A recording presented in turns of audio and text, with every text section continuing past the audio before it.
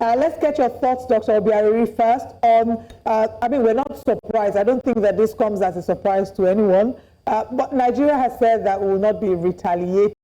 Are we even in the position to retaliate, first of all? And what would you say this means for Nigeria?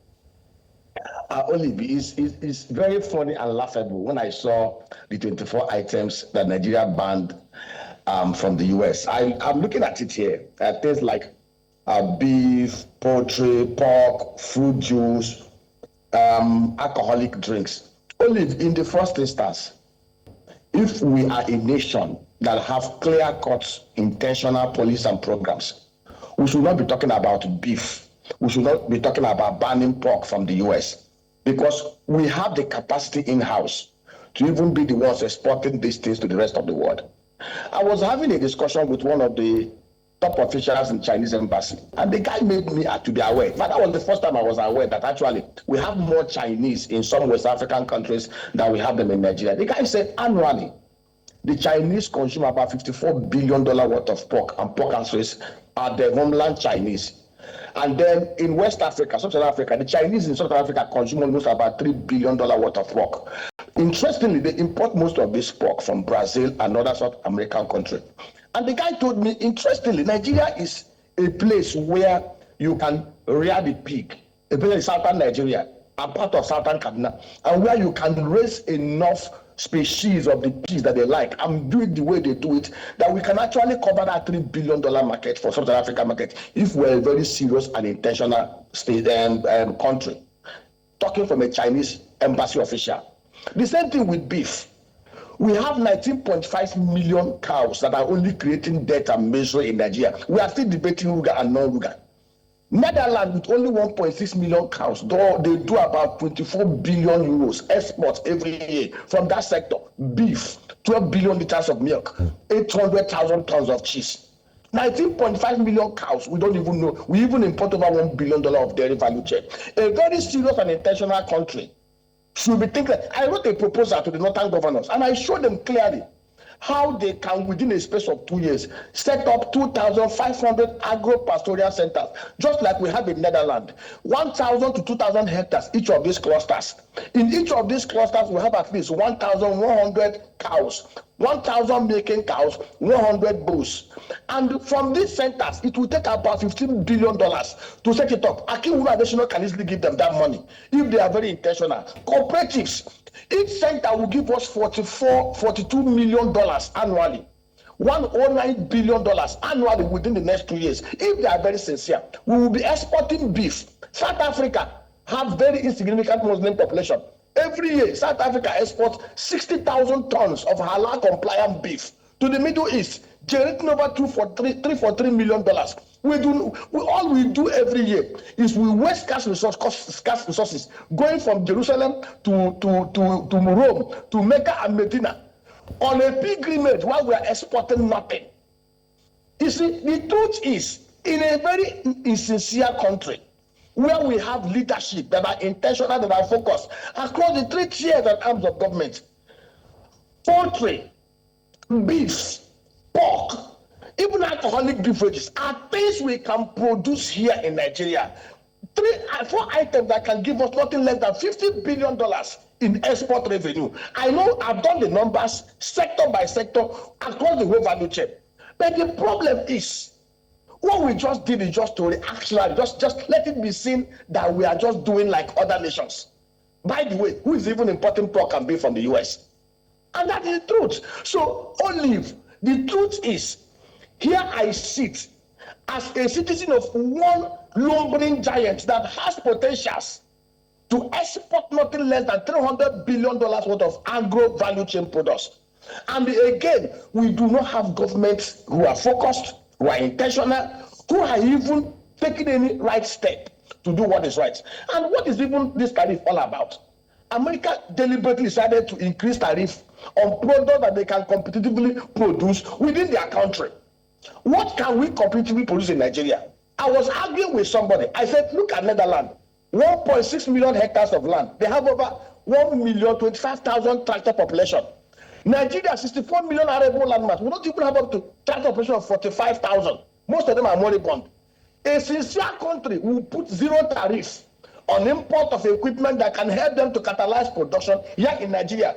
Things like tractors, bulldozers, processing plants that we cannot manufacture here. A sincere nation, we see how we can bring in people that will grow, that will establish assembly plants here, so that we can bring these things zero tariff and then use it to catalyze productivity in Nigeria to enable us export. But Nigeria is one funny place where we put tariff on what we cannot produce and remove tariff on things we can produce here, which is very, very funny. The truth is, if Nigeria decide today to wake up and to do the right things, I was looking at the numbers. A healthy nation, both in mind and physically, is a very productive society. And the problem we have here is that we lack knowledge, we lack education. We have some of, look at what Michael Obierari did between 1960 to 1966. What Professor Awolowo did is what China borrowed in 1980 to 2005. Pragmatic socialism, and see where they are today. The current bunch of leaders that we have are clueless, non-intentional. They don't even know left and right of what to do. Programs and policies to put in place to make this country a very productive nation. And it is so sad. Now, Dr. Obierari, the government is not just folding its hands. I believe they pride themselves in the economic team and the president's team of experts that is put together and advisors. The government, the Minister of Finance, for example, Mr. Wale Edun, mentioned ramping up oil production and boosting non-oil revenues. Do you think that's a viable and timely strategy given the current global market dynamics that we currently are witnessing? My brother, you know, the funny thing about this country, we talk about ramping up oil production.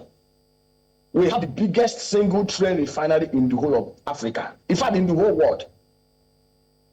Yet, that single train refinery is importing crude oil to refine here in Nigeria while we are exporting crude oil. Does it make sense to you for a country that understands what it is doing? And we all know that refinery is a way of adding value to the crude oil. When you break down a barrel of crude oil, you get byproducts like the gasoline, the gas oil, the paraffin, the jet A fuel, even the base oil that is used to do lubricants, and other byproducts that are even used in the synthetic industry. But here in Nigeria, here is one country with 37.5 billion barrels of proven crude oil under its soil, with probable capacity to do about 100 billion barrels.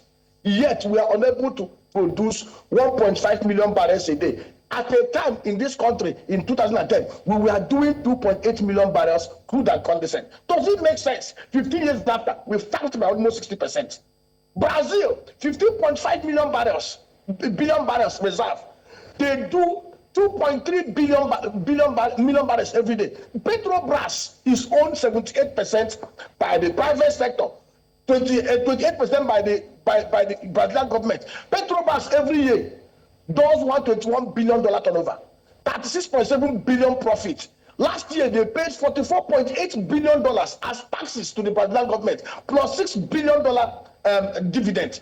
What did NNPC bring to the table to the federal government? Nothing.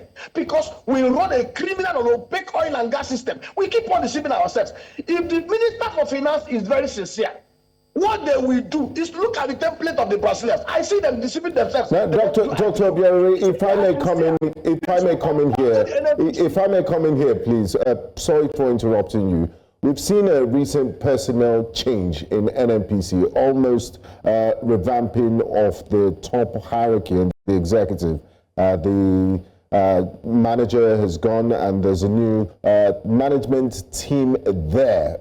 Are you hopeful that, looking at the credential of these individuals, that might bring about some hope for NNPC? My brother, the only hope that will be right for us. And in fact, let me tell you, I'm not hopeful. I'm going to tell you why I said I'm not hopeful. You forgot that this same NNPC, there was a time we had a crack professional known as Kachukwu Ibe as the GMD. Of course, Kachukwu started some massive reforms. Within a space of 1 year, he was removed. And then Mike Antibado was replaced with him.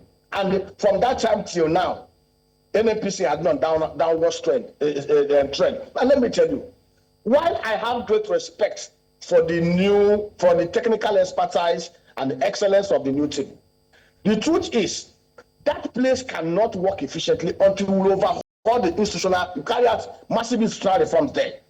No matter how good, if you bring a Lionel Messi and put him in a bumbling club, Lionel Messi will not do well. The truth is, for NNPC to live up to its potentials, we must do three critical things.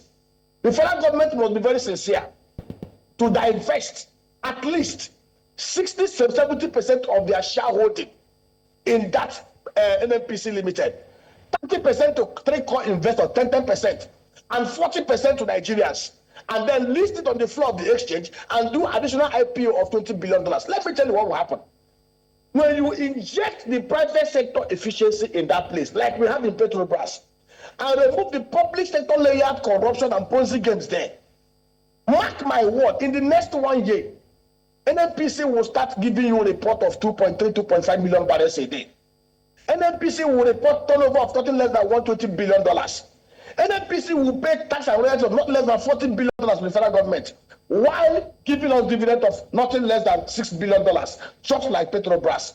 The truth is, I respect the excellent team that have been assembled, but the structural deformities, the foundational rots in the institution, we never allow them to perform.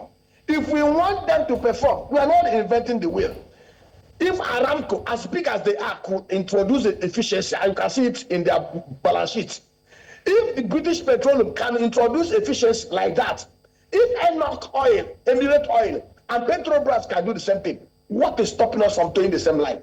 They know the truth. This truth I am saying here on live TV, they know this to be the truth.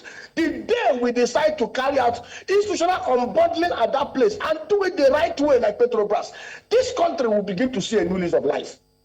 Okay. Let me also ask, there have been calls from politicians, not forgetting to even from past members of the body, talking about the NNPC and so on, that the president should actually step down as the minister, because this hasn't helped the president to oversee the entire process of what's happening. And I mean, he's already focused on ensuring that he needs to, focus on the things that are affecting the nation.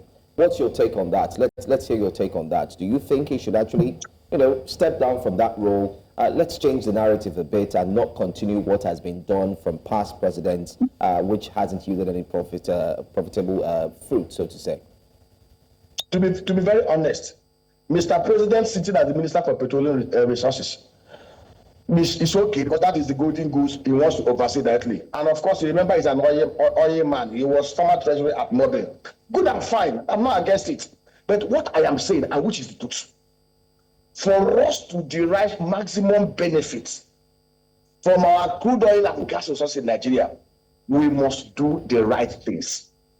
And that right thing that we must do is to unbundle the NNPC, just like Petrobras. Let me tell you, Nigerians are not more corrupt than the Brazilians. The Brazilians understood clearly that to allow Petrobras to be under control of the public sector will keep on breeding corruption. So they decided to do the right thing.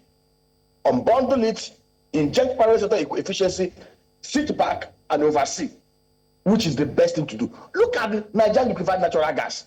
Why do you think the NLNG is one of the public-owned corporations that is working so efficiently? NLNG is owned 51% by private sector people, Total, Chevron, and the rest of them, and 49% by NNPC on behalf of Nigeria. NLNG is shielded from the shenanigans of those in National Rock and those in National Assembly. Their recruitment process, their operational process is very efficient. The NLNG is even not performing now. They are even producing below capacity because NNPC inefficiency. NNPC have not been able to give them the gas supply that they need to be able to run their trains to 99-100% capacity.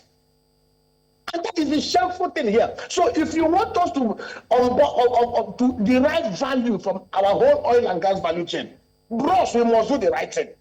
We must unbundle the NNPC, sell down the federal government shareholding inside it to 70% to private investors, do IPO of 20 billion. And let me tell you what will happen. It will inject over 60 billion into our federation account.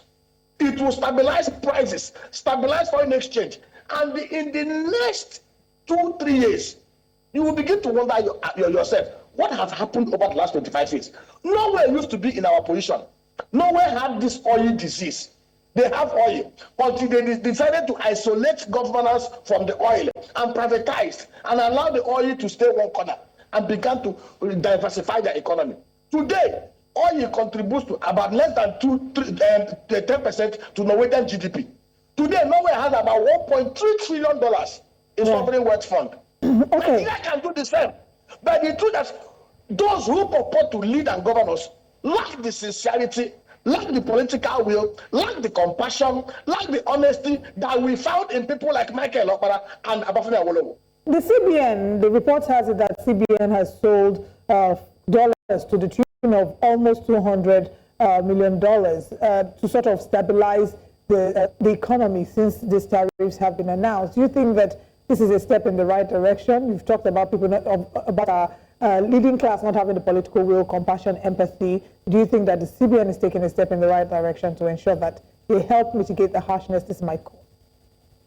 The truth is that what the CBN is doing is what it's supposed to do. The job of the CBN is to ensure monetary and price stability in the economy. But I also feel sorry for the CBN because the CBN is not receiving the dollar liquidity that it requires to do this job efficiently. It was easy for Charles Oludo. It was easy for Sanusi Labilo Sanusi to be able to ensure price and forex stability because they had huge flow of dollar revenue coming in. As at the time they were CBN governors, NNPC was remitting an average of about $3.5 billion into federation account. Today it is less than $600 million. And that is the problem we are facing. The truth is, Nigeria has no business where we are today. It is all about dollar liquidity. If we have a diversified economy, where the non-oil sector is bringing in nothing less than $250–300 billion, we will not bother ourselves with CBN intervening. The CBN will be so awash with dollar liquidity. In fact, there will be so much dollar liquidity supply into Nigeria that we won't even bother ourselves with anybody intervening. But the CBN is intervening. It's like you sent a man to clear a 30-year forest that have not been cleared before. You did not give him a D8 bulldozer. You're giving him a machete to go and use to cut that evil forest. That is what Kadoso is doing. And they are trying their best. The major problem with Nigeria is 95% on the physical sector. The governors are not pulling their weight. I sit down here, Olive, and I tell you the truth. If I am a governor, for example, look at Edo State. Edo State has 1.98 million hectares of arable land mass. One of the best arable land mass. Look at what Okomu and Presco is doing. I am sure the governor, with proper advice, with proper consultancy, with proper team in place, can create over $20–30 billion from the agri sector from his states. Of course, while tackling insecurity with the issues of herdsmen menace in that state, there is no state in Nigeria that cannot generate $10–20 billion of their own outside the fact and jack allocation from Abuja. But the problem is, most of these governors and local government chairmen are lazy, unproductive, unpatriotic, unthinking, non-compassionate, and they don't even have the fear of God or fear of man.